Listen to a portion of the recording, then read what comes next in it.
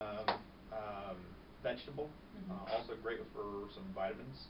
Avocado obviously is great for antioxidants because of the omega-3s that you get, the good fat, yeah, right, from avocado, but very calorie dense. yeah, it was So, just like high in oils and stuff like that. yeah, And typically like, an avocado is approximately anywhere between, depending on the size of an avocado, between 300 to 400 calories for a whole avocado. wow, Yeah. that's a lot. Because I was looking at trying to find some more recipes, kind of change things up, make it a little more interesting. And I've been craving a couple of things. One of which, What are you craving? chicken noodle soup like nobody's business. And it's like, and somebody this morning sent me a video on, basically it's a vegetable soup, and I thought, that it's almost like a chicken noodle except it's more vegetables. And I thought, well, I could probably do that and put my portion of chicken in there, and I'd probably fix that craving there. And the other one is one of my favorite snacks. Is I love to have tomato soup with chicken, and what I do is I take the chicken and dip it in the soup. But I couldn't find. Sounds like you're craving salt. It could be too. Yeah. So I've been trying to find a tomato soup recipe that I can have, and I found one, but it's got an avocado in it, which sounds interesting. But yeah, it's tomato and avocado and some other stuff in there. So I thought, I don't know if I can have the avocado. When we look at where you're at from a calorie perspective, Sandra, if I go up here. And I've been trying to keep it as accurate as possible. I've been putting in those recipes. I've finally figured out how to get a damn thing. Well, and I think what's important is when you're at the calorie level like we have you, right, you're going to lose about 3 pounds, what we talked about, right, between 3 to 3.5 pounds, and you're on target for that, right? Now, we have to keep in mind the only way this inflammation gets down, right?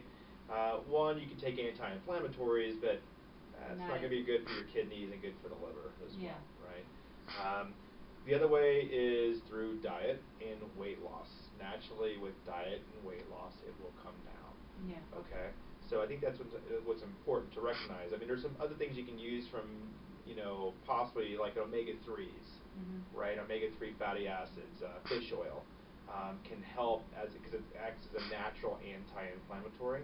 So I would probably encourage you. I think you're already doing that, aren't you? Yeah, I'm on fish oil. You have me on 3,000. Yes. And then my vitamin D, I have 6. I'm taking 6 pills, whatever the measurement is. Yeah, taking 3,000 milligrams of fish oil a day. Okay, that's fine. And then I'm not on the coffee bean anymore. That's gone. Okay, good. And let's see, I think that's about the only real changes I've had. How much sleep are you getting? I get 8 hours. Problem is I can't seem to start before 3, 4 o'clock in the morning. It's just one of those. I could try to go to bed earlier, right, but then I just lay in bed for hours staring at the ceiling. And I'd much rather be doing something if I'm going to be doing that. Right. And so I just, work until I'm tired, and then I go to bed. So when you say 8 hours, is that 8 continuous hours? If I go to bed at 3 o'clock, he can tell you it's 11 when I get up. Before I get up. Okay. There's like maybe 2 days a week where that's gonna be, like on Sunday I gotta get up at 7 to get ready for church. Right. And we do church and everything, and if I come home and I'm still feeling out of it, I'll go back to bed and I'll sleep for 2 or 3 hours. Okay. And you're using your mask? Yeah. Okay, and everything's okay with that? I mean, you're getting good quality sleep for the 8 hours? Yeah, once I go to sleep, I'm gone. Okay. And my second blood pressure pill knocks me out. It just makes me really, really sleepy. So okay. I take it. The weird thing is I've been taking it, I don't know, around midnight, and like I said, it's around 3 o'clock in the morning before I can finally settle down to go to sleep. And it's one of those, I finally just gave up trying to go to bed at a normal hour. Okay. It just, I'm tired of fighting trying to go to sleep. I'd rather go to sleep when I feel like going to sleep, and then I sleep a lot better. Yeah, I mean, there is some validity to cravings with sleep disruption, and impairment or sleep deprivation. Mhm. There's actually research showing that if you're getting less than 6 hours of good quality of sleep, then what tends to happen is you have two hormones in your body called leptin and ghrelin that regulate your appetite, right? And also energy balance. Mhm. But when those things get significantly out of balance, it leads to increased hunger as well as cravings, and cravings are predominantly in the starchy, salty foods. Mm. But you weren't craving these things, like the chicken noodle soup and the tomato soup, weeks ago, right? No, well, it's just two of my favorite things that I like to have. Sure. You know. Because you haven't had them. Yeah. Yeah. And it's just one of those, okay, I can't have this because of that, and I can't have that because of Right. that. And then I started thinking, what I guess I would do is I have chicken, basically you take chicken broth and some onion, chop it up, put it in the chicken broth, and then put, what do you call it? Can you get low sodium chicken broth? I make my own chicken broth. Okay. And it's just, you boil chicken bones until you got a broth, and then you just, strain it, and then I stick it in the freezer, and I got chicken broth. Okay, all right. You So know. you don't add salt to it. No. And if I Okay. buy it, I buy the salt-free kind. Okay, all right. So let's go ahead and try to do the. Oh, eggs. I can have eggs, right? Yes. Okay. Let's go ahead and try to do chicken soup. I'd rather you do chicken and vegetable, Mhm. not chicken noodle. Okay. And the reason why the yeah, noodle chicken is noodle, yeah. the noodle being obviously high in salt, high starch, right? Yeah. I don't think it'd be best for you, but we could do a chicken and vegetable soup. Okay. Use the broth that you're making. Yeah. And pretty much you can throw in the vegetables that you would like. I don't know what kind of vegetables would you put in it? Well, the recipe that I saw online was cabbage, carrots, onions, beans, Okay. green beans. Okay. Stuff like that. Okay. And then can't think of anything else. I'd probably maybe some celery or onions. Celery would be great. Yeah. Carrots, okay. Yeah. I think if you do a kind of an eclectic amount or eclectic or diverse amount of vegetables, you'd be okay. It's not like you're going to eat 3 cups of vegetables that are starch based. I mean, you're going to have broth and chicken and so forth like that. So I think that's okay. Go ahead and try that. Okay. But what you need to do is once you have it, I want you to weigh yourself literally the next day. Okay. Because we need to see specifically if there was, by chance, right, and then Mhm. if you make it homemade, there shouldn't be. Mhm. You shouldn't have an effect on your weight, Yeah. being water weight from water retention and so forth. So I would be interested. I think keep doing what you're doing, right? Mhm. Let's not deviate too much, right? Because what's important is we had week 1 big loss. Week 2 we deviated the half pound. Yeah. Week 3 we went back to it and then big loss, Mhm. right? So let's not deviate too much. Yeah. Because I think it is working, and it's going to take time for this inflammation to come down. It's not like inflammation just take an anti-inflammatory and it goes away. I mean, it's going to take a while to get down. But it's the only way we've seen to significantly reduce this is weight loss and diet. That's it. Mhm. Exercise doesn't do much for inflammation. Yeah. It won't do it. And so I think from that standpoint, we got to focus really on the diet, keep the exercise up, and then let's see where you're at next week. But I think you had a good week. Yeah, I've been trying really hard. Yeah. I've been going through recipes, trying to find Right. stuff that makes it more interesting, more fun. Right. Like I said, my other thing that I like to do is have my tomato soup, and Yep. and to me that's snacking. Right. It's just taking it like a chicken breast, tearing it up in little pieces and dip it in like you would ketchup or something like Yep. that. But I just haven't found a recipe that I like that would work.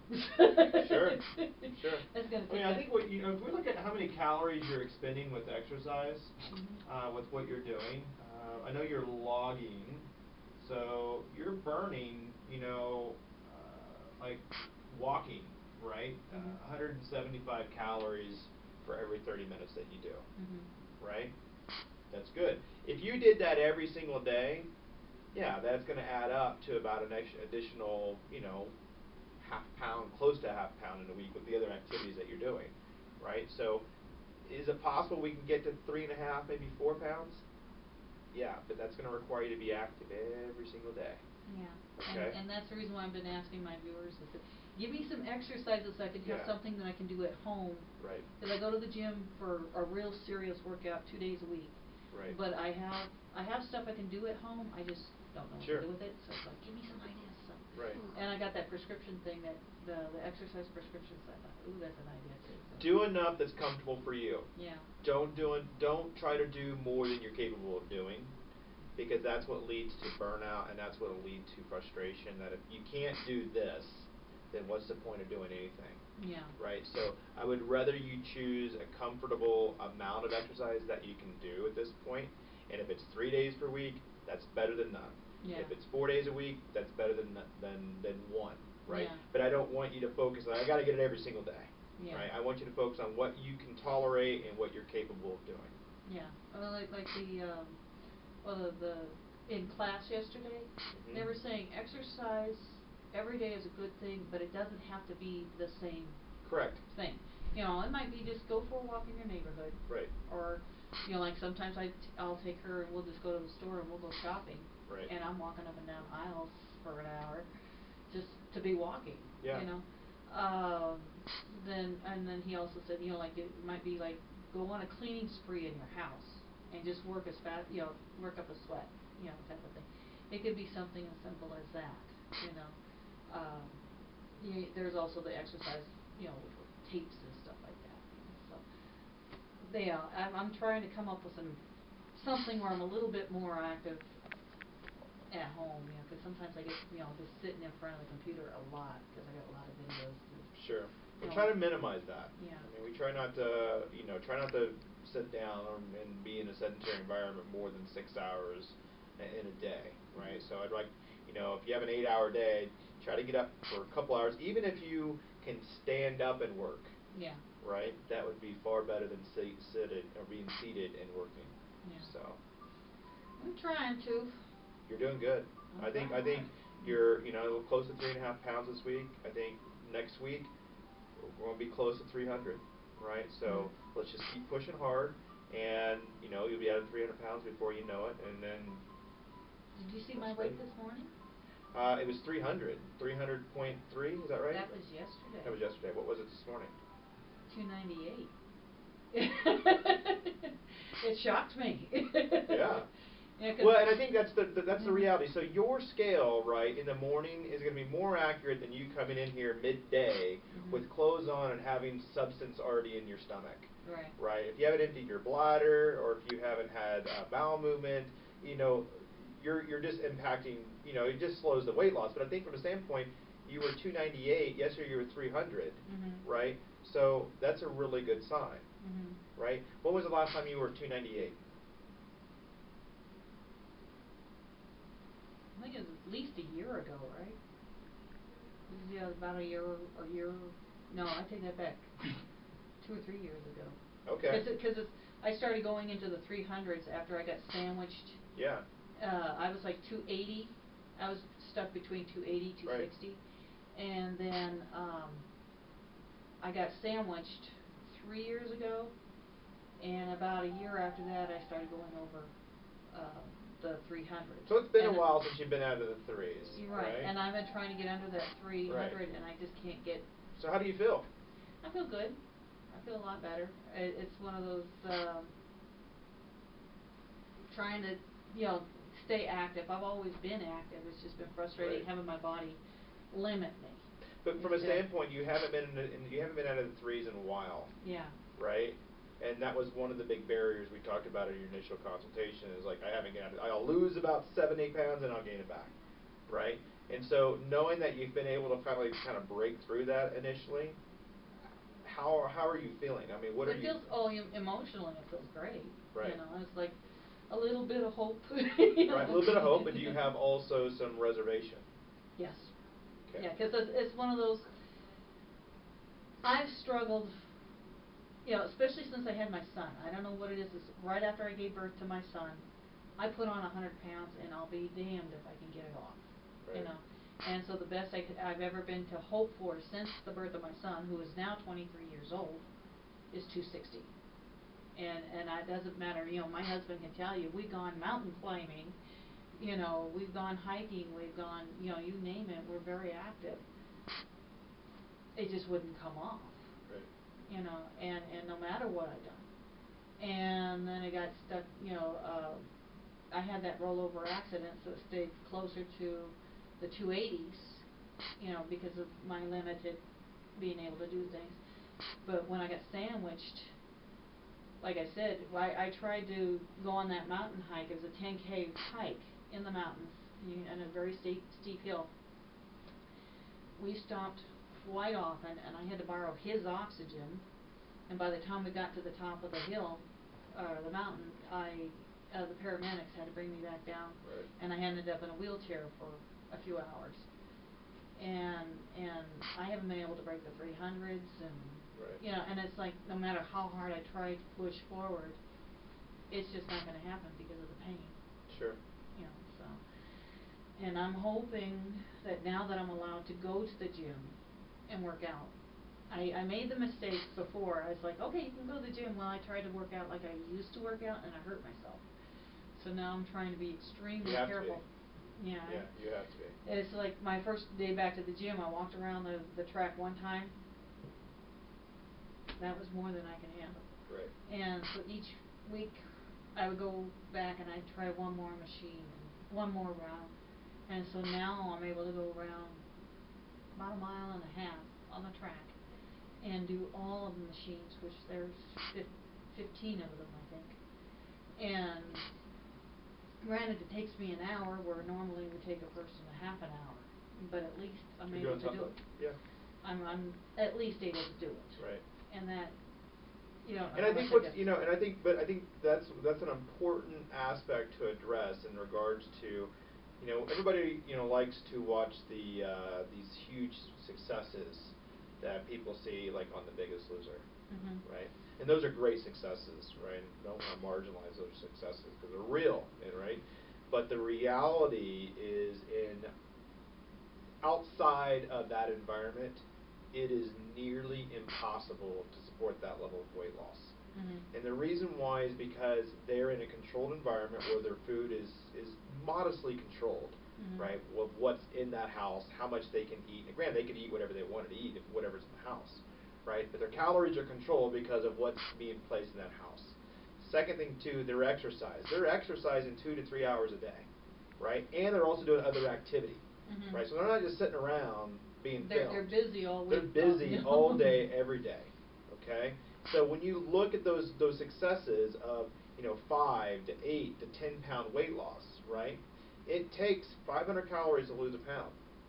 And if they lose, right, if they're losing, you know, I'll use an example. This past week, I watched a clip of it where somebody lost like 9 pounds, right? Well, that is approximately, you know, they would have to be, that's a little bit more than a pound a day, right? That's a 3,500 calorie deficit a day, okay? Well, when you weigh 300 pounds, right, and you're exercising 2 to 3 hours a day, right, you're burning about 11 to 1,500 calories an hour, right? And so they're burning about between 3,000 to 4,500 calories a day in activity, right?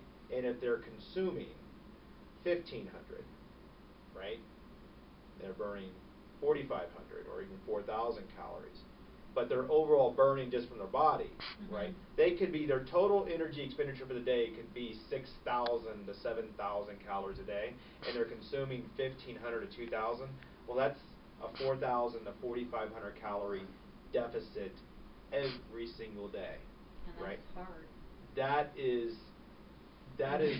a lot of weight. That's over a pound a day. Yeah. That's how they get to it, right? That's how they get to it. And so in the real world, right, you're not able to exercise at that capacity. You're exercising an hour versus their 2 hours. You're exercising 3 days. They're exercising 7. They may have 1 day off, right? So that's a huge difference. Calorically, we have you at about 1,000 or less. They're at 1,500, right?